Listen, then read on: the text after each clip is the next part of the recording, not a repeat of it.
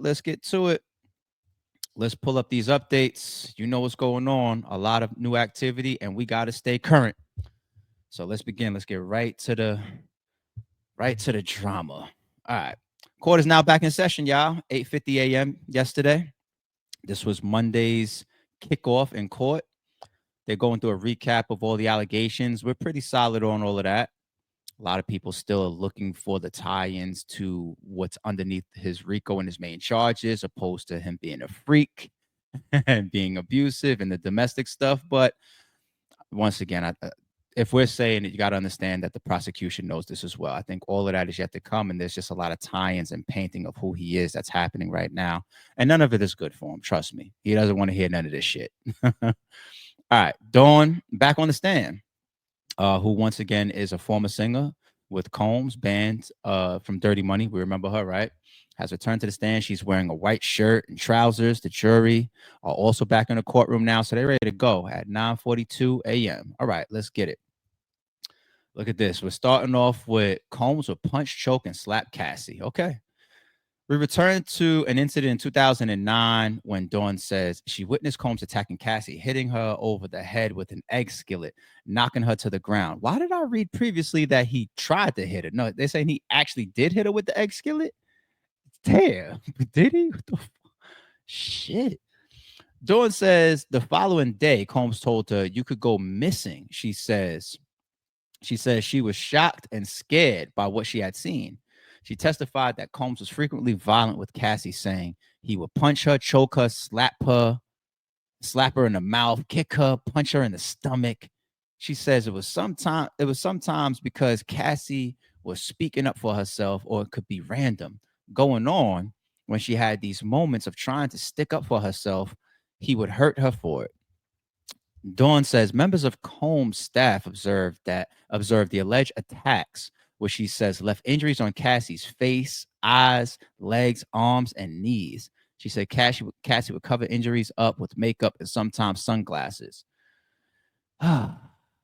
Allegedly, if this is all true, man, it's disgusting. There's no excuse for this type of behavior. There's no excuse for treating somebody like this. There's no excuse for hitting on a woman like this.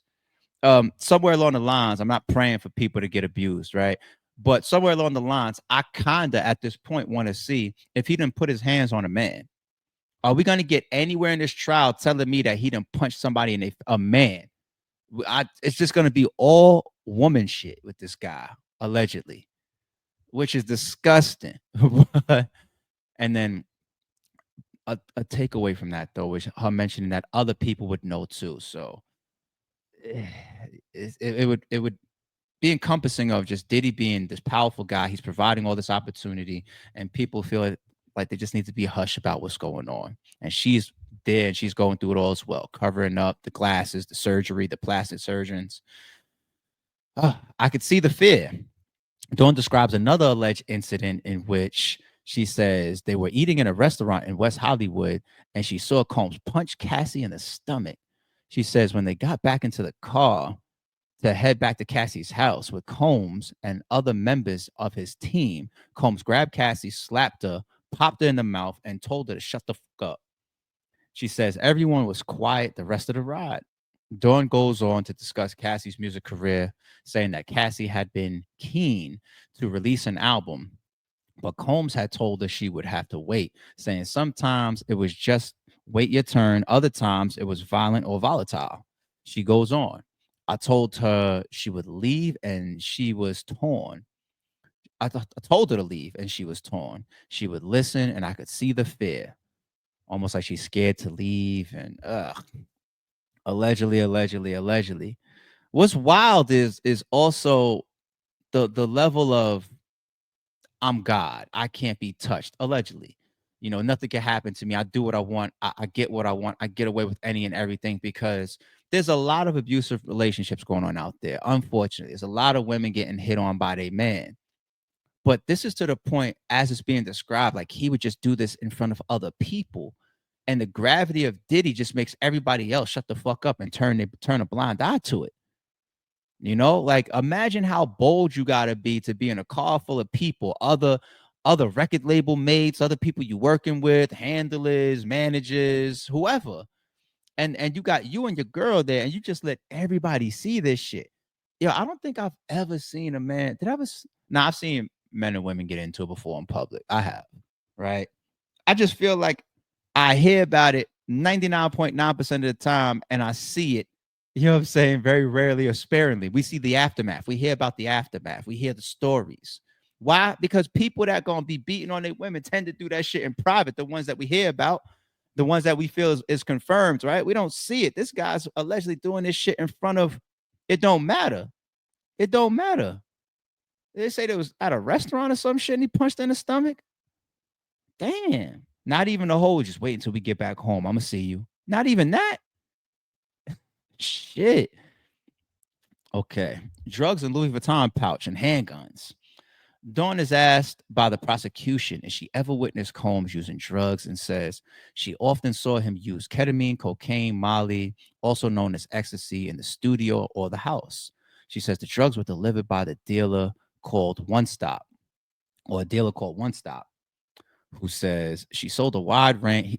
She it was her, a girl dealer. Okay.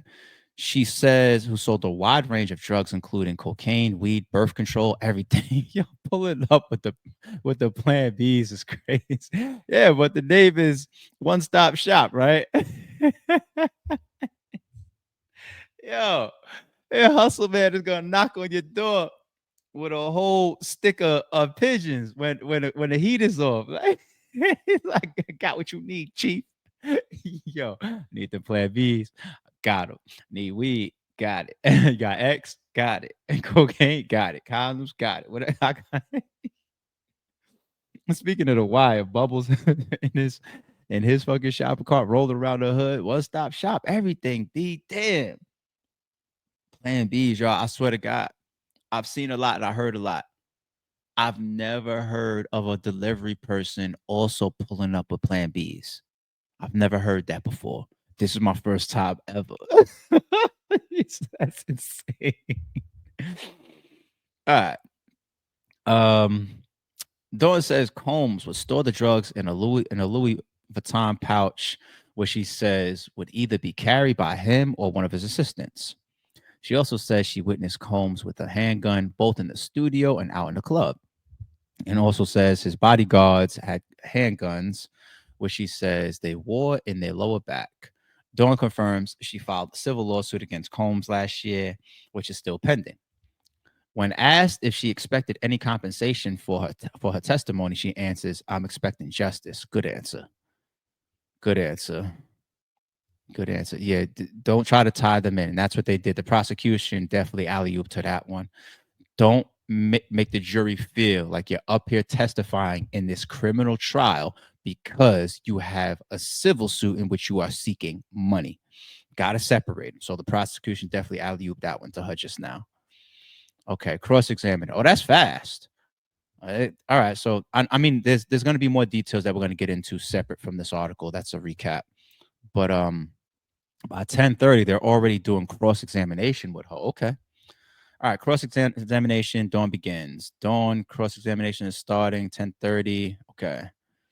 The defense begins by asking Dawn if her allegations had changed over time, and then return specifically to the egg skillet incident. While Dawn told the court on Friday that she saw Combs hit Cassie with a pan, the defense says Dawn previously sent a letter to Combs in which he said she heard a pan hit the wall but did not see it. Uh-oh. Are we changing up? Are we changing up, Dawn? Dawn says she doesn't recall. Okay.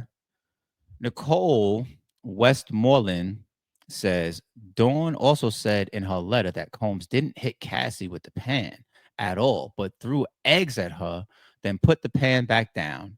Again, Dawn says she doesn't recall, but does agree that throwing eggs and setting a pan down is different than hitting someone with a pan. The defense says Dawn has presented 4 recollections of the incident, to which Dawn replies no. So I don't like that.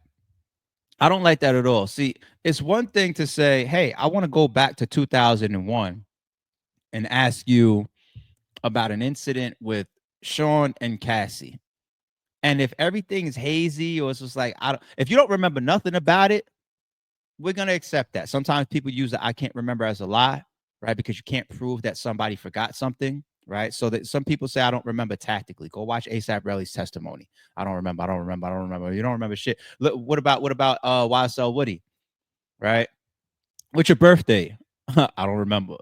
I don't remember nothing up until 2 years ago, which is when I started my life over. Like, so people use it tactically, right? But if you're gonna get there and you're gonna say, I remember the part where it started. He hit her. He grabbed her. He hit her over the head with the skillet. Was it his right hand? Yeah. And then he drags her upstairs. And then I started hearing glass break. And then he comes back downstairs and he sits us on the couch and he says specifically to all of us, everybody shut your damn mouths or somebody's gonna lose their life. Like, and I know I'm making some of this up because I didn't read some of those details yet. But I'm just painting a picture. If somebody could give you that amount of detail around the situation, but then like little pieces in the middle, it's like that are very, very important. And the pieces that anybody else would remember within this big, memorable situation, those are the ones that you drop out. That to me becomes sketchy. And that's what the defense is going after here. So there's a skillet, right? Yeah, there's definitely a skillet on deck. All right, cool. You sure he didn't just throw the eggs at her? Or no, I remember him hitting her with it. Well, I thought you said at this time that he just threw the eggs, or like you didn't really see him hit her in the head with a skillet. I don't remember this note that we're talking about. I don't like that. I don't like that.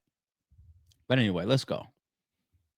All right. Again, Dawn says she doesn't recall, but does agree that throwing eggs is different. Okay. The defense say Dawn has presented 4 recollections. Okay. Yeah, we finished that piece.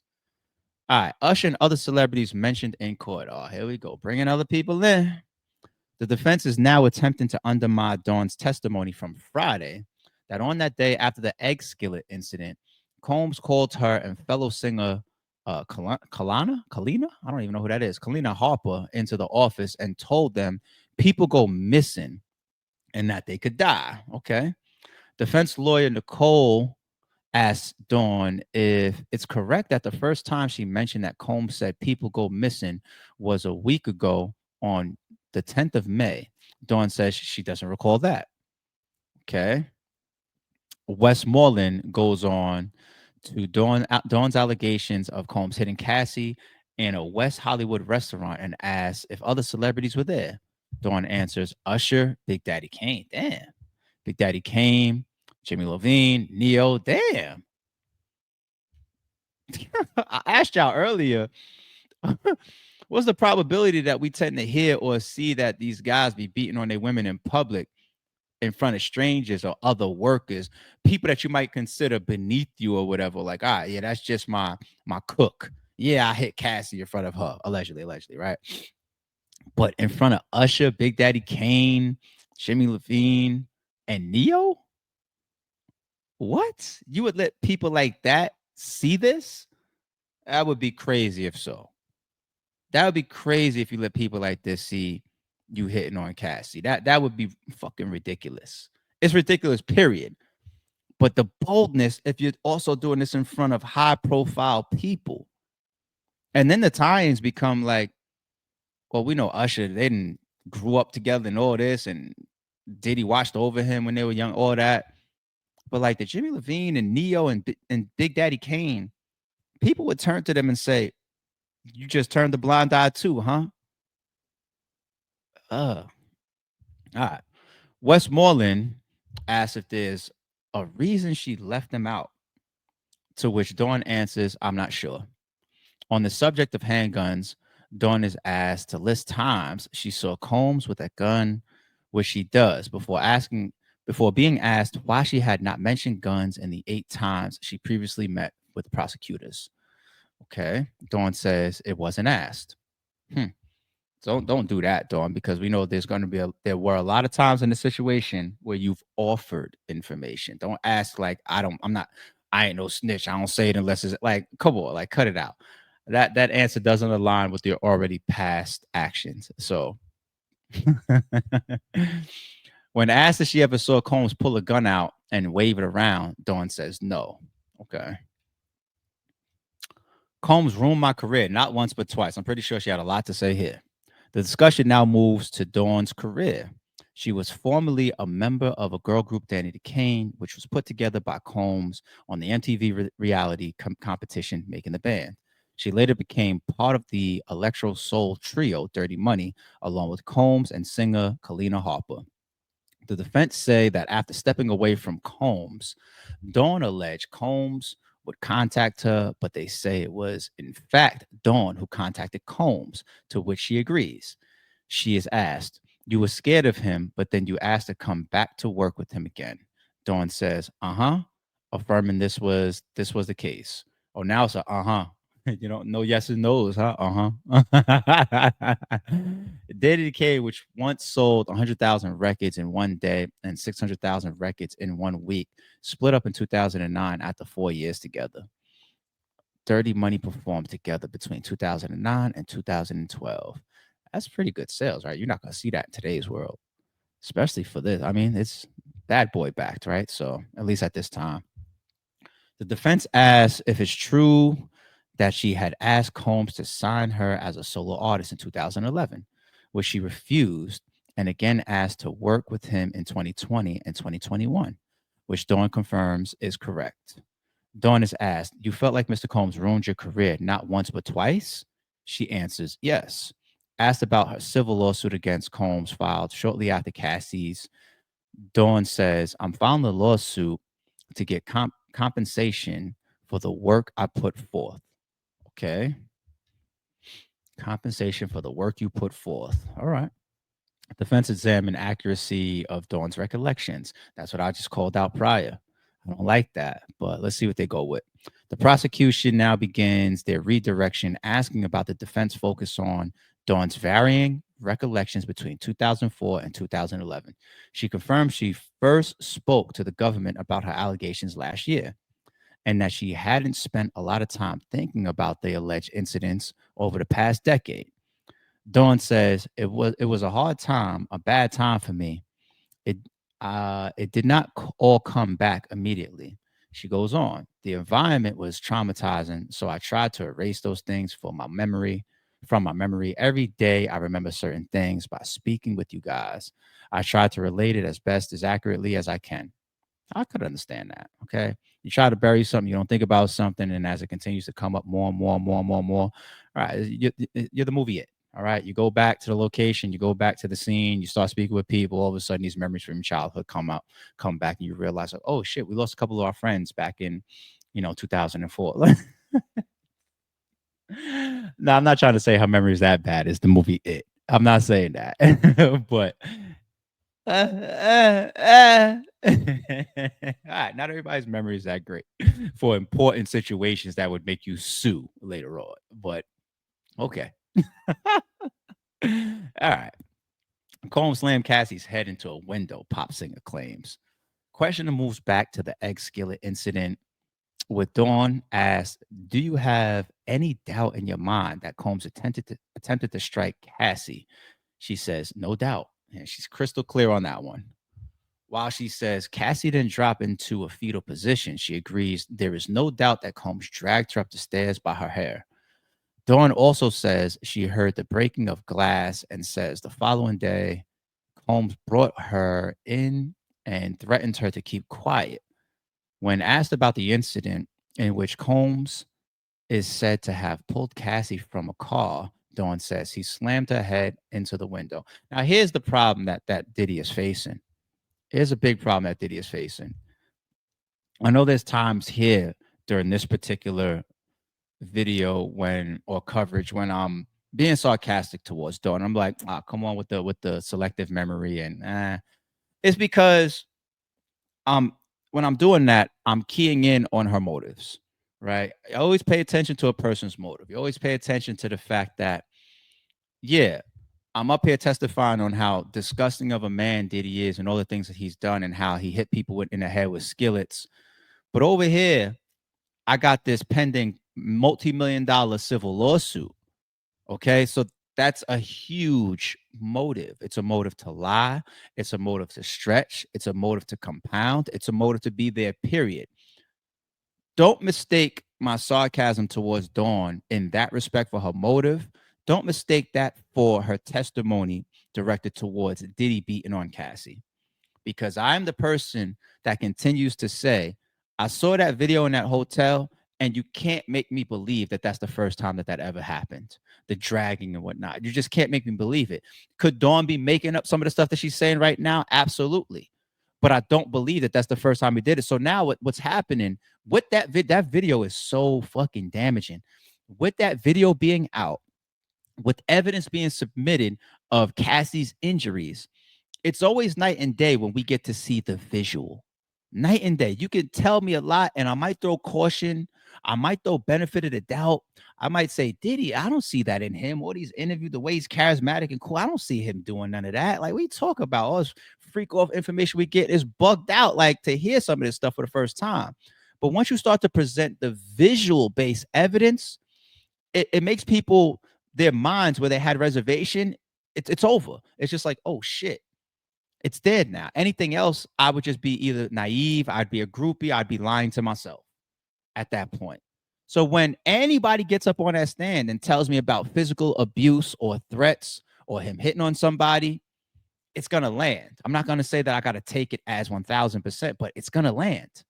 So the piece of Dawn's testimony talking about times where she's seen him hit on Cassie, it's hard for me to say like, oh, that's false. I don't believe that. It's even if she's up there all making sure that she's protecting or advancing her civil lawsuit, I still got to factor in the fact that, yo, I think Diddy is an abusive guy with his women and with Cassie. We've seen the video, we've seen the pictures. It's too late. You can't go back from that. I know he wishes he could do something to prevent that damn video from ever coming out, but it's just too late. It's too late. All right. Spending time together despite death threats. Dawn now faces a final recross examination from the defense. Asked about her calls on Combs to reform the band Dirty Money, she asked whether that would mean she would be around him pretty often. Dawn agrees. It would mean having to write, brainstorm, and perform together. The pair would also go on the radio and tour together, get hotels together, and go state to state together and out the country together. This resulted to visiting 57 time or 50 to 70 destinations. Yeah, moving around on tour, promoting, show engagements, all of that. She is asked, you would spend a lot of time together, even though he made death threats? Dawn answers, yes. Her questioning is now finished. Where do I stand with that last piece? So she's done with her cross and even the prosecution by lunchtime. So they're not, I don't see her getting dragged out. Shit, they only had Cassie up there for 4 days, right? How much more you're going to drag out of Dawn? And there's more details, word for word, of course. This is all a summary and like a recap. But it looks like she might be finished. We'll see if there's any more from Dawn going forward with this trial. The thing, once again, though, why I got to take that is I would stand on the side of I think that's true more than I would stand on the side of I think that's false for him threatening her, but yet her still coming around, because it's no different than us saying Cassie, we believe a lot of what she did was consenting as an adult. Did Cassie get hit on? Did she get dragged? Did she get slapped around in hotels or whatever? Was she in these free calls? Was she ever uncomfortable at times? Was she forced to still perform while she was on her period or had a urinary tract infection? It seems very possible, right? But she was coming back for more. They asked her on cross-examinations questions like, did you ever do drugs without Diddy? She's like, yeah. Would he get upset at that? Yeah. So the consent thing is there. And now, if I believe that with stuff like Cassie, Dawn is no different. People are willing to put down threats. They're willing to put down shit that they've seen. Bad. They're willing to take the good with the bad if it's the type of opportunity that they want. Some of y'all are going to work right now and y'all dealing with a boss that you absolutely hate. You absolutely hate, but he's cutting you a check. You're getting your bills paid via that same job. So you show up to work, you put on your smile, and you deal with it. It's no different than Dawn here. So I got to believe this part from her side. Oh, he threatened you? Like the defense is going to try to do that. You know what I'm saying? But we see people do that all the fucking time. Yeah, he threatened to kill me. Yeah, he slapped around Cassie, whatever. But shit, I'm trying to get this album out. That's what they do. But the good side from the defense is that if you can continue in all these different situations to establish consenting adults that leave and come back and ask for second chances and second opportunities and rekindled relationships, you continue to show consent. Then when you wrap this up and you get to your closing statement, you go devil's advocate lane and you say, once again, my client is a piece of shit. They're not going to say this. My client is a bad person at times. He's got a temper. Yes, he slapped a couple people around and threw a couple skillets, but he wants to go to therapy for that. These were all consenting adults that were around him. They continue to come back for opportunity.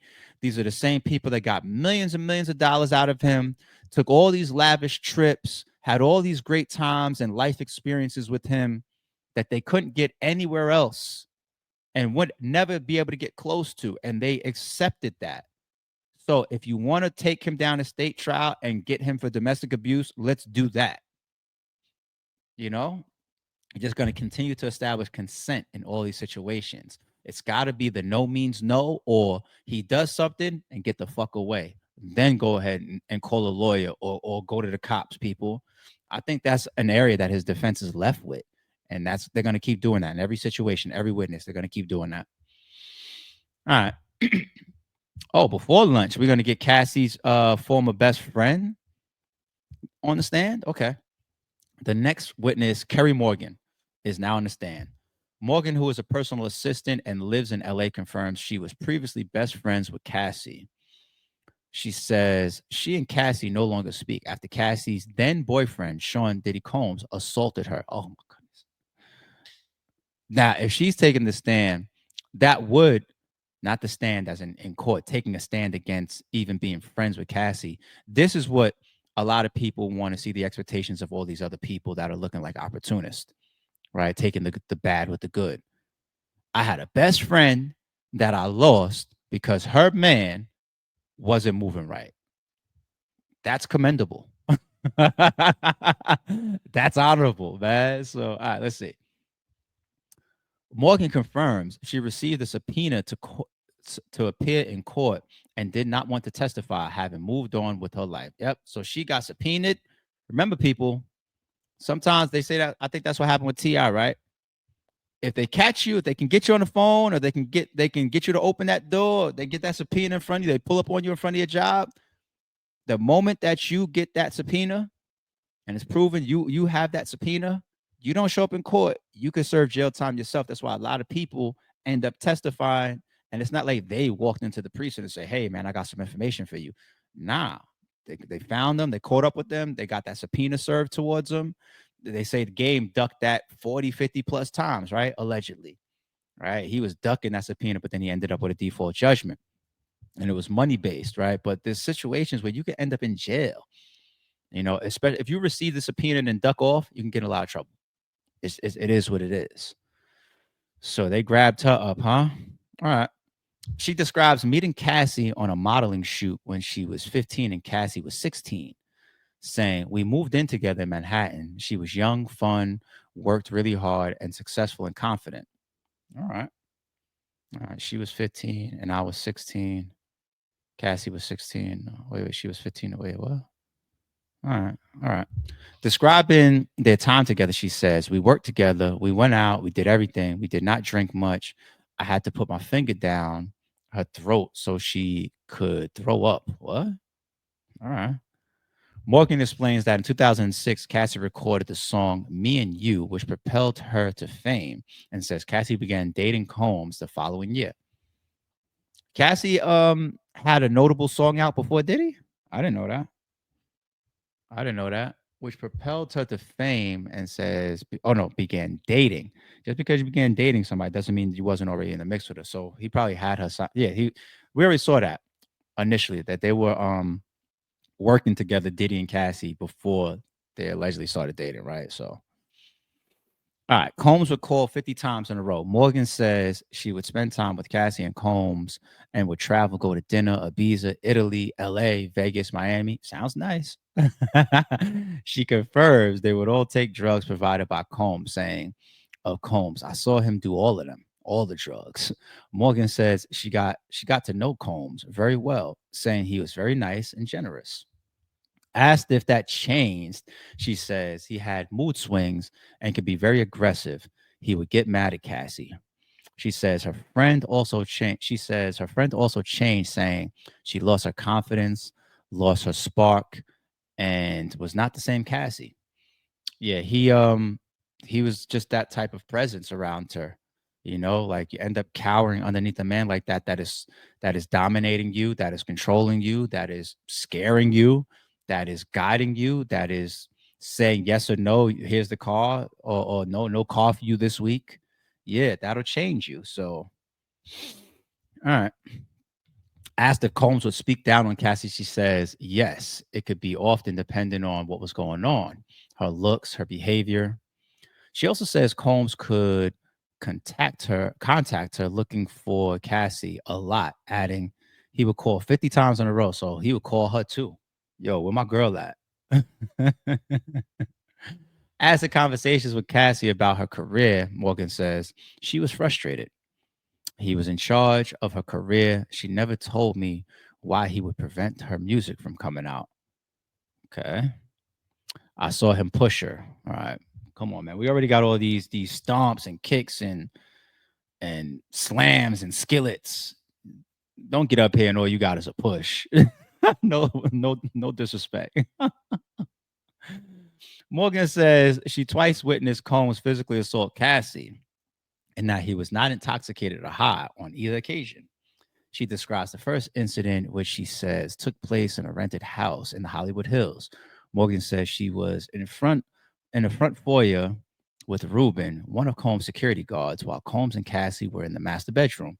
She says, I saw him push her. Pretty sure he hit her or kicked her. She didn't do anything in response. I was upset. I said to Ruben, do something. And he responded that he wasn't going to do anything. Okay. You work for me, nigga. That type. Wow. She says she and Cassie then hid at a neighbor's house, lying face down on the stairs for 20 to 30 minutes while Combs drove around looking for them. She says eventually Cassie returned to the house. Once again, the going back. Guttural screams or guttural screams and golf cart chase. What the fuck? Kerry Morgan goes on to discuss the second incident, which she says took place during a holiday in Jamaica, which says Combs joined halfway though. She says she was in the bar area when she heard guttural, terrifying screaming.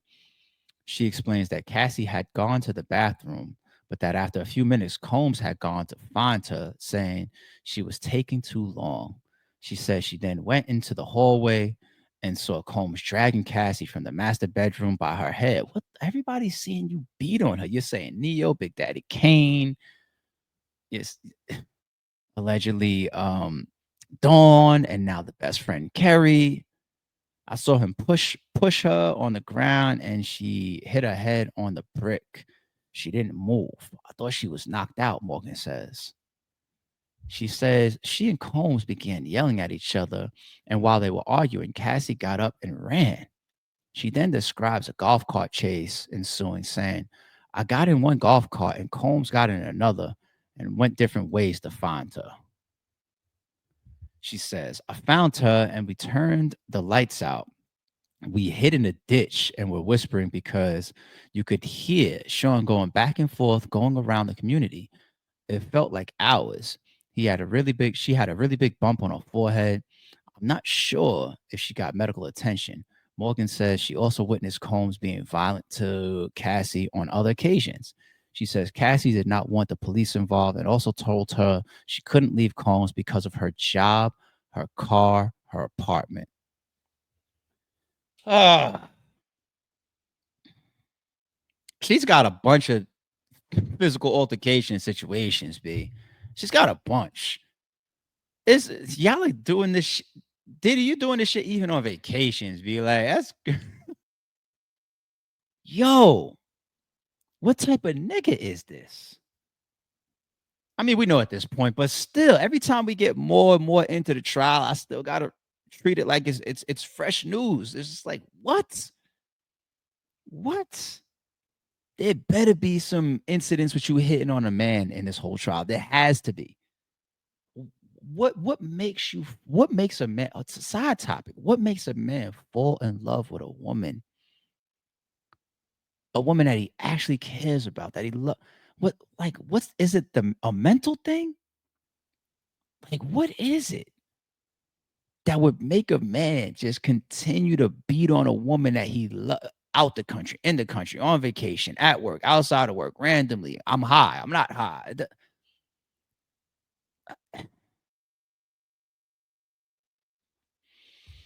You got it, Diddy. Combs hit me with a wooden coat hanger, leaving me with a concussion. Morgan says Combs assaulted her once. You beating on a friend too, allegedly. Morgan Morgan says Combs assaulted her once when she was with Cassie at her home. She says they were listening to her music and Cassie got up to go to the bathroom, at which point she says Combs came in. You like the boogeyman on y'all, man. She Combs came up behind me and She Combs came up behind me and he choked me and left finger marks on my neck and hit me in the head with a wooden coat hanger. She says the hanger hit her behind her right ear and left her with a concussion. Morgan says while the attack was taking place, Combs was talking about who Cassie was cheating on him with. He's extremely insecure, B, to the point where you hitting on the friends. He's a very insecure guy, allegedly. She says she gathered her belongings and left, adding, I was dizzy. I vomited a few times. I went to urgent care. I went to the urgent care facility. I hired a lawyer about the assault. I was planning on filing a lawsuit, but I did not. Asked if she received money. She confirmed she received 30,000 from Combs. So that was a little payoff she gave him. Hmm. She says her friendship with Cassie ended that night, explaining Cassie said I was milking it and over exaggerating. I signed an NDA. We haven't spoke since. Yo, Cassie, you's a crazy one, B. You crazy too, Cassie. I ain't gonna lie. This is your best friend. Been with you throughout all these incidents, all these situations. Y'all used to live together. Y'all was friends even before Cassie and Diddy was together. This is your road dog. This is a person that knows everything about you. And she wanted to sue Diddy, allegedly. And Diddy gives her 30 grand and an NDA and says, here, take this and shut up. And then you got the nerve to tell him you milking it. Why? Because she got a 30 piece? You milking it. Shorty, this whole time we want you to do the same thing. What the fuck? Yo, is the What's Love Got to Do with It movie with Ike and Tina in the diner? Remember they was in the diner and Ike, he mushed the cake all in Tina's face and all that. And Ike slapped the friend, Tina Turner's friend. I remember Tina Turner's friend wasn't going for it. She's like, fuck you, I'm out. Fuck y'all, I'm out of here.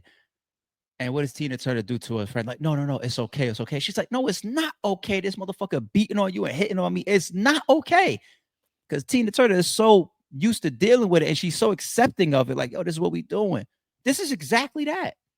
At least this picture right here it's exactly the same thing. Cassie, you mad at your friend because your friend got a problem with your man hitting her too.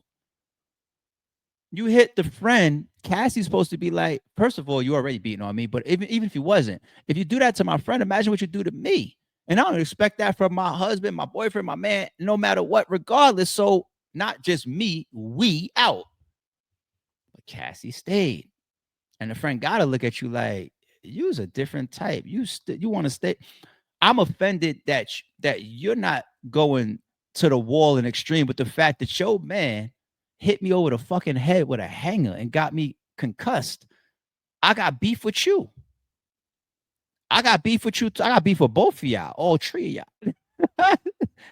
So it sounds like the friend did the right thing.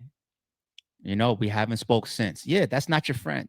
Cassie, if you protecting this nigga and he's doing that to you and to me, you're not my friend. That's not my type of friend.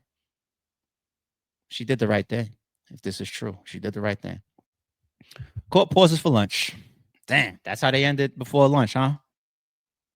Not a good day for Diddy in court, at least up until that point. Not a good day. Let's see if she gets crossed same day. Oh, here it goes, right here. All right. Looks like 145 appears to be court back in session. Cassie's former best friend is cross-examined.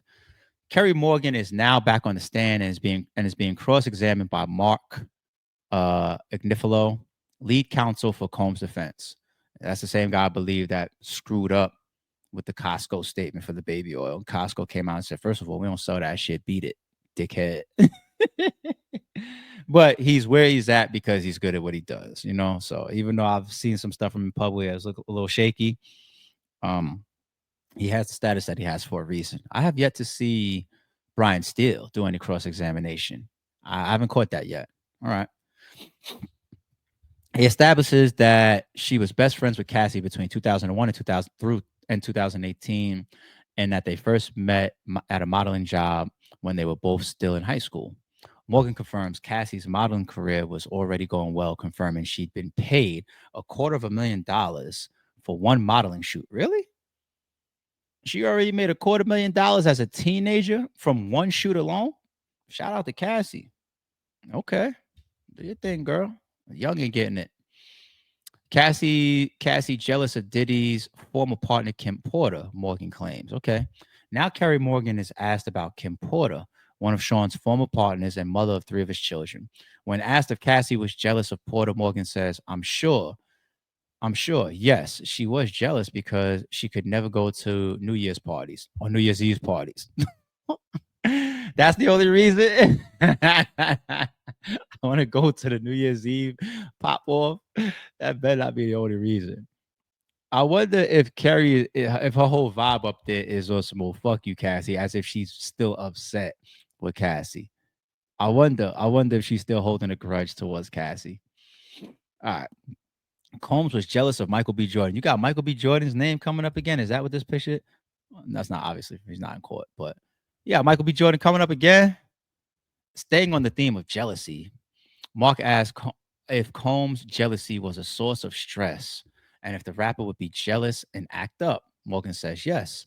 Asked if she remembered Cassie dancing with rapper Chris Brown and if Combs was angry about it. Morgan says she doesn't recall Cassie dancing with Brown. Mark then asks if Sean Combs was jealous about actor Michael B. Jordan, who Cassie mentioned in her testimony last week.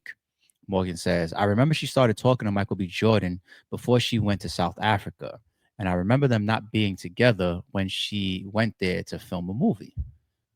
Okay. While she says she can't confirm if Cassie was in a relationship with Jordan, as she says she never saw them together, Morgan confirms, what I remember was that she was speaking to Michael B. Jordan and they hung out together and Combs was jealous of it. So Diddy's defense right here is trying to create all these different jealous scenarios, triggers, i.e. reasons why he would go off.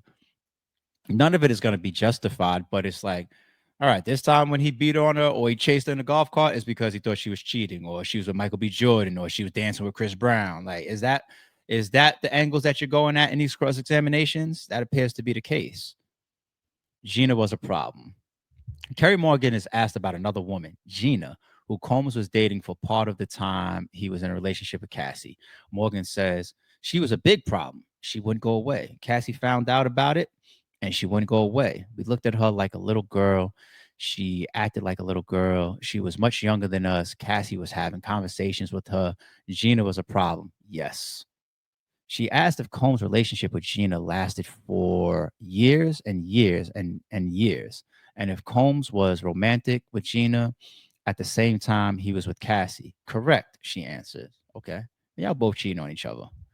I draw my line at physical abuse. That's the line. There's a lot of lines underneath that as well, shorty, but all right. Kerry Morgan is asked about her current relationship with Cassie and confirms that despite being friends for 17 years, the last time they spoke was in 2018, just after Combs allegedly threw a wooden coat hanger at her head, leaving her with a concussion. Was it threw or hit? We read earlier hit in her testimony, I thought. Neither one is good. Mark says, she is married to another man and about to have another baby. You have not spoken to her in 7 years? Morgan answers, yes. Mark goes on, in that period, she left him 6.5 years ago. How come you haven't spoke to her? Morgan says, the reason I stopped speaking to her was because she was not supportive of me after the incident. I drew my line at physical abuse. I respect that. Like I said before, I actually respect that. You know, you let this go unpunished. You didn't move in a certain way as my friend when your man was doing this type of shit to you and to me. And if you let that happen, then I'm cool on you. I respect that. She goes on to confirm Cassie had not contacted her since meeting her in a pizza restaurant shortly after the incident. Discussing the settlement Morgan reached with Combs, she describes Cassie as the go between, adding, the money wasn't coming from her. I did not demand money from anyone. She offered money to close the case on it. So I don't sue anybody or say anything public about it. Also, I got $30,000. So she accepted it. You got paid off. It's coming out now in the trial, but she got paid off $30,000 and Cassie allegedly proxied it for her. Here, take this and don't say shit. As long as you also paying yourself, Cassie, being that you're choosing to stay around all of this shit. Combs did not. Well, she caught a 20 piece from Diddy and 10 from the hotel, right? Fast forward, so she got her settlements and then some. Combs did not love himself. Now Mark asked Kerry about messages he sent to Combs featuring a quote from late self-help author Luce Hayes. She is asked if the reason she sent him the quote was because she believed Combs did not love himself. She says, it seemed like he did not really. Come on. Examination. We bringing up this. Now we're going with the angle of his psyche, his mental position, his mental health. He didn't love himself, so he's taking out other people. That ain't gonna fly with no damn jurors neither. This can't be all the defense got. The prosecution has a job to do of show more than fucking domestic disputes. And the defense can't just try to keep leaning on it was drugs, he was drunk, he wasn't in love with himself, and he was being cheated on. What? There's no justifications on either side. Like, come on, man. She's asked if she sent it to help him and give him words of encouragement, and she says yes. Mark, you felt they loved each other? Morgan, yes. He says, there were times when you felt he and Cassie should stay together and work things out. Morgan, yes. Oh, so he's got you on that one. You're the friend, you was one of the friends at times encouraging the relationship. Isn't that why Nicki Minaj's name came up? Right? When later asked if Cassie was cheating on Combs, Morgan answers, I had no idea if she was cheating on him. Oh, she held Cassie down right there. Not friends no more, but she could have easily just put there and said, I think she cheated on him a bunch of times. She could have said, fuck Cassie and fuck him. Or while she's on the stand. Fuck both of y'all. I don't even want to be here. I got subpoenaed. And she held Cassie down there though. I like Morgan so far. Because she stood on her shit when she got hit with the clothes hanger, allegedly. She stood on her shit, not fucking with Cassie no more, allegedly. And right here, she could have tried to, slam her friend if she was still sour and salty towards her, but she didn't. I like Morgan. Don't fuck it up, Morgan. Let's finish this out. Cassie took too long in the bathroom before alleged attack in Jamaica. So back to that. All right. Finally, Morgan is re-questioned by the prosecution. She is asked what she saw during the alleged incident of violence in Jamaica and answers Combs dragged her down the hallway by her hair, pushed her down, and she sit her head back on the brick.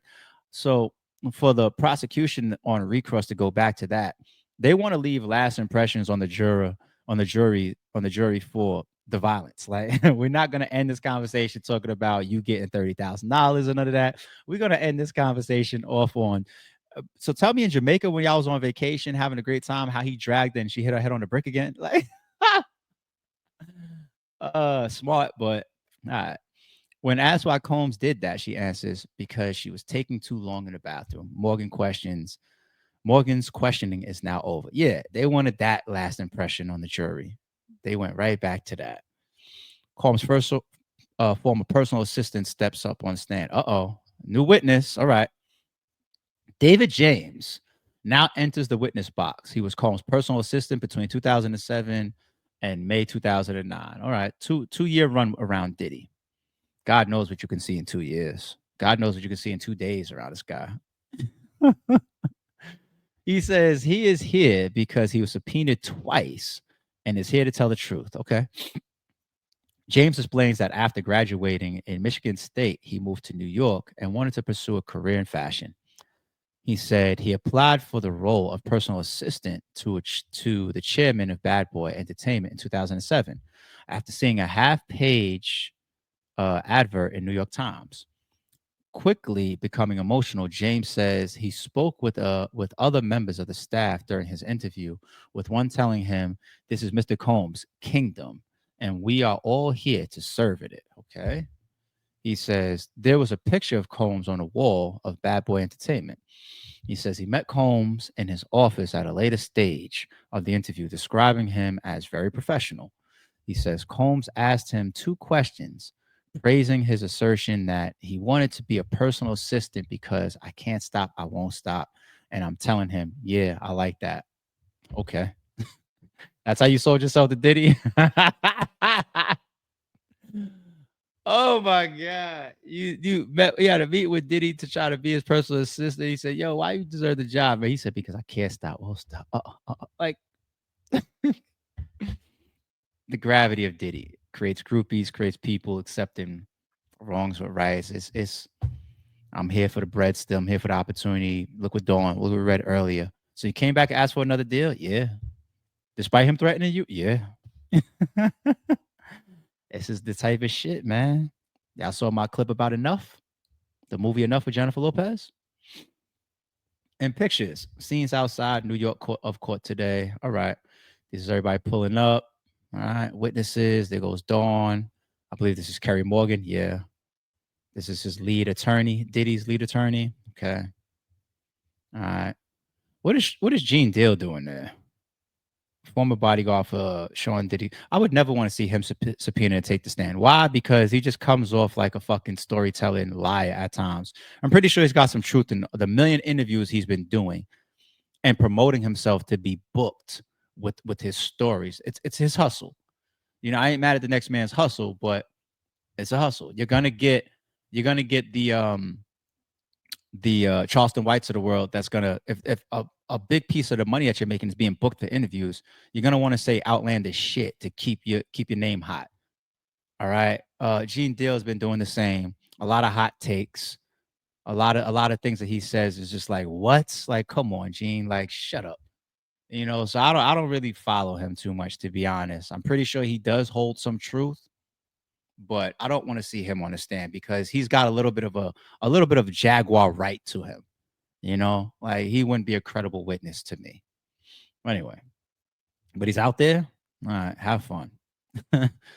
A day in the life of Combs' personal assistant. David James lists his personal responsibilities in his role as a personal assistant for Combs, which he said included traveling, him traveling the world with him. He says his hours were 8 to 4 a.m., 8 a.m. to 4 a.m. That's a long day. Whatever happened to like 8 to 5, 8 to 6, 8 to 4, 8 a.m. to 4 a.m.? 6 to 7 days per week, sometimes 3 weeks straight. What kind of hours are those, B? That's 4 hours off the clock. 4 hours off the clock. Y'all crazy. Y'all do anything to get in certain situations, man.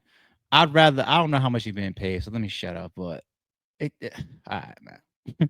He lists typical duties: arriving at Combs' house before he woke, organizing his personal items, laying out his business documents, press clippings, and a schedule. Okay, that's more productive to me. Turning on the TV, turning on the TV to Combs' preferred channel. I hate reading shit like that. Telling the chef about food requests. Okay, I mean this is that lavish. I don't do anything for myself type of lifestyle. So let me stop getting so fucking annoyed at it. There's a lot of people out there that do this type of shit. There's people that still want to have slaves. Then we see that those news articles come across. So a man that wants his handler or assistant to put on the TV for him, I can't be shocked. All right. Knocking on Combs' door to wake him up. Okay. Alarm clocks don't work. Calling down security to let them know when Combs was ready to go out for the day. Okay. Having meetings all day. Okay. Having dinner. That's part of the job. He puts having dinner as part of the job. All right. Going with Combs to his studio to work on his album, which he says would go from 3 to 4 to 8 a.m. 3 to 4 a.m. Sending a call time for the next day to the executive staff, clocking off. So there's a couple productive things in here that you expect of an assistant. There's a couple other things in here. It's just like the fuck. Stay in your lane. James says Combs' security staff carried legal weapons, and Combs' head of security, Uncle Paulie, carried a switchblade. Traveling with Combs to multiple locations, he says he was told early on by Combs security to stay in my lane. He goes on, I understood it to do what I was hired to do, and only that job. Uncle Paulie and others said it to me. All right. Diddy called Cassie his queen, who was very moldable. James lists 4 girlfriends he said Combs had while he worked with him: Kim Porter, Sarah, Kara, and Cassie. First time me hearing this name, Sarah and Kara. Okay. He says Combs had initially been keen to impress Cassie, renting a yacht for her. James says he had just 2 conversations with her. The first on Star Island, a man-made beach in Miami. And he says they were smoking cigarettes together and said, "This place is crazy." He says he told her, "If it's so crazy, why don't you get out?" She answered, "I can't. He controls my career, pays my allowance, and pays my rent." James says the second time he spoke to Cassie was at Sundance Film Festival when he was in a cab with her, and she seemed proud and super happy. James again gets emotional at this point and begins crying again. Come on, so what is he really providing at this point? Hold on, what's he providing? Court breaks for the day. Good. I don't know what the hell he was providing. You didn't see shit. You just up there crying, talking about what you did for Diddy for 2 years. All right. All right, whatever. Oh, this is like 4:30. Is that the end? Yep, that was the end. They closed out with him. Okay. So quick bullet points. Yeah, Dawn's was the most impactful, of course. The guns and the drugs in the pouches. Dawn completed her time on the stand, saying Combs was frequently violent with Cassie. And Morgan had a lot to say as well, too, I admit. This last witness, from what we got here, didn't add shit. All right, let's go to some other quick highlights from the full day that we saw. All right, small trigger warning, people. Small trigger warning. These were the pictures and some of the evidence that was released as to the injuries that Cassie sustained allegedly from Diddy. All right. Disturbing images of Cassie's injuries unveiled in Diddy's sex trafficking trial. All right, the first one. All right, so this one, she got her shades on. They said she would often wear shades to cover up and everything. She's got a hoodie on, but a picture of what looks to be a swollen lip. Okay. This one's not good, man. Gash over her eye. I believe this is allegedly the one that they said they sent it to the plastic surgeon to fix. It's not good. It's not good at all. Wow. Yeah, his, I guess, either all healed up or after surgery or whatever. But not good at all, man. Not good. Bruises upper back, lower back, upper ass area, bruises, it looks like. So when she's taking these pictures, is she doing it for her own records? Is she sending it to somebody? Is anybody else seeing these pictures when she's seeing them? She's just keeping her receipts? Is she sending it to him? Like, yeah, man. Not good. Not good evidence like that coming in. Not good at all. All right, here we go with the prosecutors reveal photos of freak-off sex workers in Diddy's case. All right, so some of the faces, all unidentified. So it is a mix. Early on in the trial, I thought we heard something about Cassie would go on websites, or she would help him place some of the orders or do some of the bookings, and it was like all black guys was his preference. That was mentioned last week in trial. Here you're seeing a mix of different guys, whatever. All right. So if y'all want if you guys want to paint the picture, here you go. If anybody's watching this wants to paint the picture, here you go. All right. There's more guys showing here. Whatever. I don't know what y'all want me to do with it. And then remember this guy who some people wrote off as being crazy. He's coming back into the fold like, actually some water to what he's been saying. Looks like, what's the caption here? Looks like sex workers and the alleged freak-offs from Diddy's case have been revealed. Socialites, what's y'all thoughts? All right, so I mean, there y'all go. If y'all want to see some of the alleged freak-off people, there you have it. But oh man, it's not good. Of course, 50 is still trolling a man. What do you expect? What do you expect? To say that these are all $20 per hour paid protesters. I mean, some of these guys, I'm gonna tell you why that looks true. Because some of these guys don't look like they got $1 to their name. It looks like some of these guys are like homeless people off the street, but they got a crispy free Diddy t-shirt on that was passed to them. And here, wear this, stand here, hold this, and it looks true. It does look like those were paid people. Now, if you're Diddy, you're pulling out all stops, right? And people like 50 Cent gonna call it out though. All right, that's most of our recap there. I don't think that helped Diddy at all, because as much as a lot of people are getting frustrated saying, where are you going to start to prove the RICO charges and all the stuff in this case, like the sex trial? When are you going to start to prove that? It's still very early. Anticipate if this trial goes months, this is all grounds to painting who Diddy is, who he is, the type of stuff that he's capable of doing, how violent he can be, etc., etc. If that never comes, then this is worse than the YSL shit. It has to come. It has to.